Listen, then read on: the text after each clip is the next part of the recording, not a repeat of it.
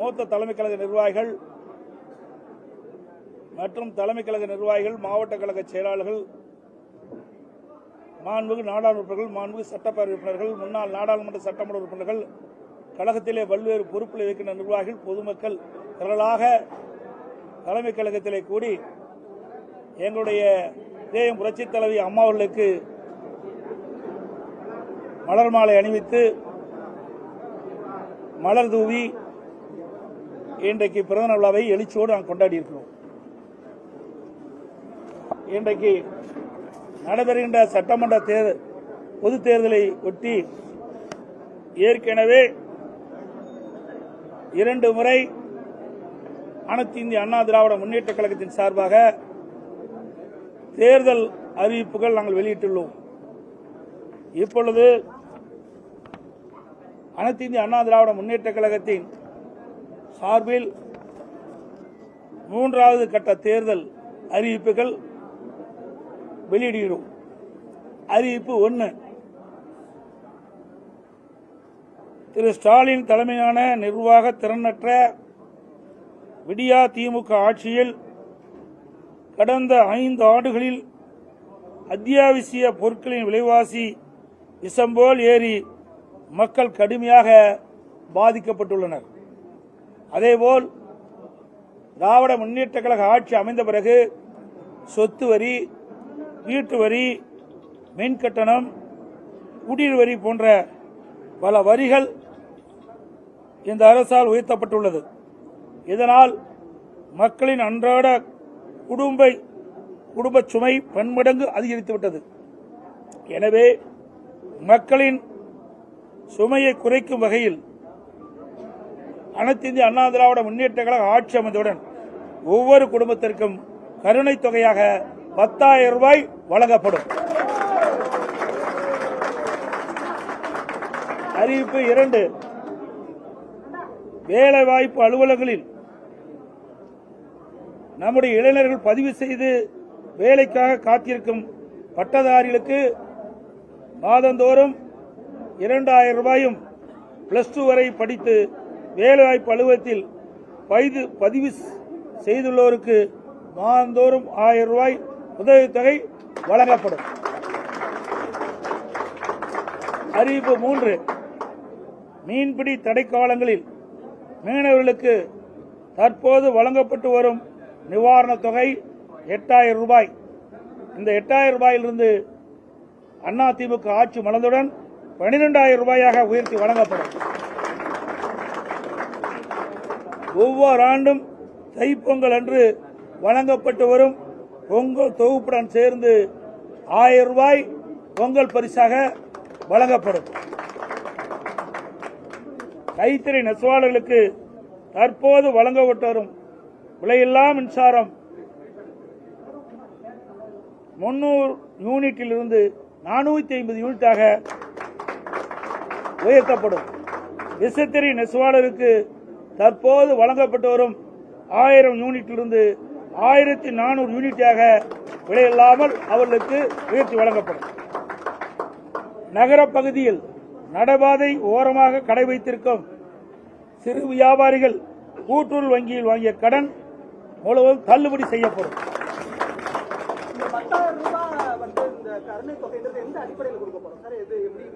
சொல்லதே கருணை தானே, எந்த அடிப்படையில்? கருணை அடிப்படையில் தான் கொடுக்கிறோம். அதுதான் அந்த வாக்கியமே. ஆமா, அனைத்து குடும்பத்தான போட்டுக்கிறோம். குடும்பத்திற்கு வழங்கப்படும் கொடுத்துக்கிறோம். ஒரு முறைதான் வழங்கப்படும்.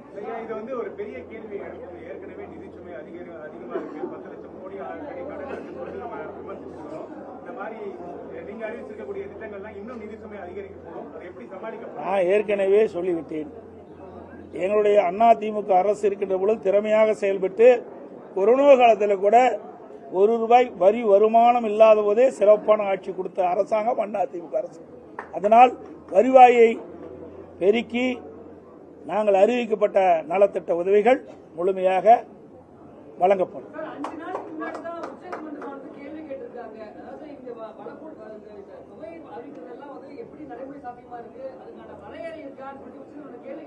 அதுக்கு தாங்க நான் சொல்றேன், வருவாயை உயர்த்தி பெருக்கி அதன் மூலமாக நாங்கள் அறிவிக்கப்பட்ட இந்த திட்டத்தை மக்களுக்கு வழங்கப்படும்.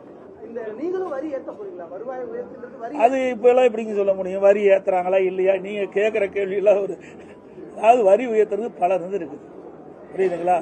இன்றைக்கு வரி உயர்த்துவதற்கு பல்வேறு வழிகளில் நிதியில் இருக்குது.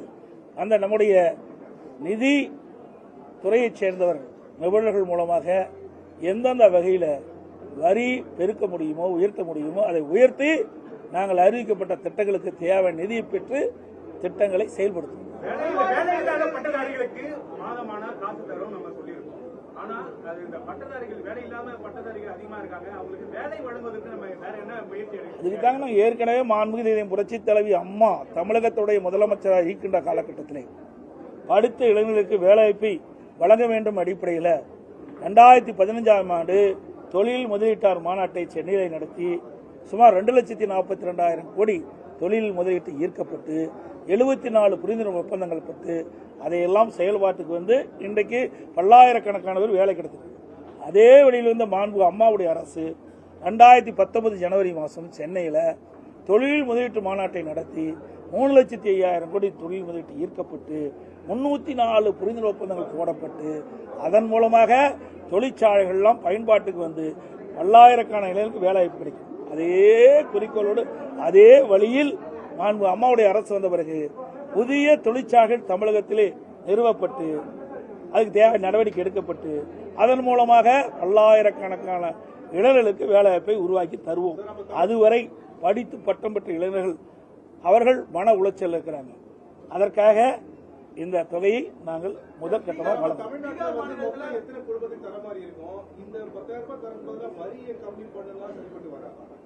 சார், அதாவது முதல்ல ரொம்ப உயிருக்கு போராடிட்டு இருக்காங்க. அவளுக்கு என்ன சொல்லுவோம்? அவளுக்கு வந்து அந்த உயிரை காப்பாற்றுவதற்கு இல்ல இது வைப்போம்ல, வெண்டிலேட்டர் வைக்கிறோம்ல, இந்த ஆட்சியில் வெண்டிலேட்டர் வைக்கிற அளவுக்கு போயிடுது. இன்னைக்கு மக்கள் அப்படிப்பட்ட துன்பத்தை அனுபவிச்சுட்டு இருக்கிறாங்க. ஆகவே முதல் மக்களை காப்பாற்று. விலைவாசி அதிகரித்து விட்டது, அதிலிருந்து மக்களை காப்பாற்றும். அந்த அடிப்படையில் தான் இதை நாங்கள் அறிவிச்சிருக்கோம்.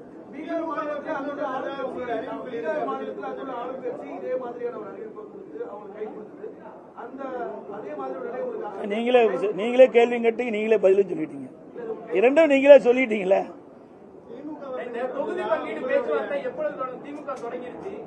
அவர்கள் வந்து நிறைய கட்சியை நம்பித்தான் அவர்கள் வந்து தேர்தலே போட்டிடுறாங்க. அதனால அவர்கள் முன்கூட்டியே தொடங்கியிருக்காங்க. நாங்கள்லாம் பொறுமையா தேர்தல் கூட்டணி குறித்து பேச்சுவார்த்தை ஏற்கனவே எங்களை என்னென்ன நிறைவேற்றி விட்டது, பேச்சுவார்த்தை நடத்திட்டோம். ஆனால் எந்தெந்த கட்சிக்கு எவ்வளவு தொகுதியும் நிர்ணயிக்கல. விரைவாக நாங்கள் பேச்சுவார்த்தையை தொடங்குவோம்.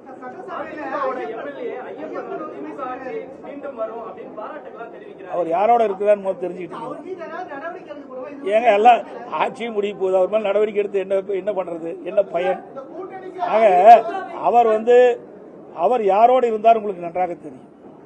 அவர் யாரோடு சேர்ந்திருக்காருன்னு உங்களுக்கு தெரியும். யாருக்கு ஆதரவா செயல்பட்டு தெரியும். இதையெல்லாம் தெரிஞ்சுக்கிட்டு இந்த கேள்வி எங்க நேரத்தை கேட்கறீங்களா?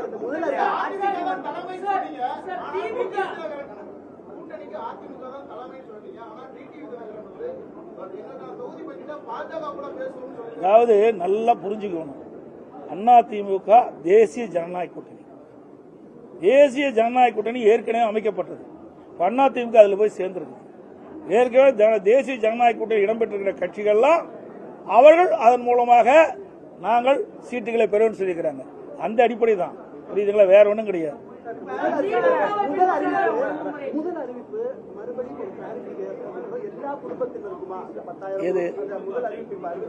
சார், நான் திருப்பி அதாவது எல்லா குடும்ப அதை பாரு, குடும்ப இதிலே தெளிவா பாருங்க.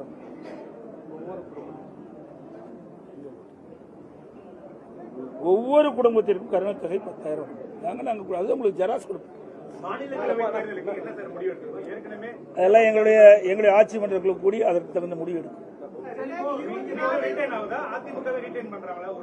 சார், அதுதான் சொன்னேன், ஆட்சி மன்ற குழு அதை கூடி அதற்குண்டான முடிவு எடுத்து அறிவிக்கப்படும்.